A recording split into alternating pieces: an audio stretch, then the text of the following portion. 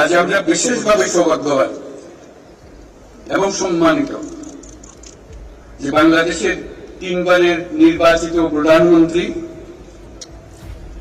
বীর মুক্তিযোদ্ধা শহীদ রাষ্ট্রপতি জিয়াউর রহমানের স্ত্রী বেগম খালেদা জিয়া আজ এখানে আমাদের মধ্যে উপস্থিত আছেন।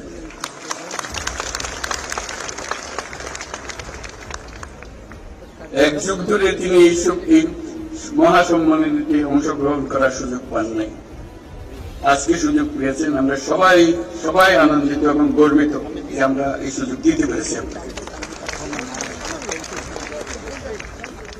শারীরিক অসুস্থতা সত্ত্বেও এই বিশেষ দিবসে সবার সঙ্গে শরীর খাওয়ার জন্য আপনাকে আবারও ধন্যবাদ।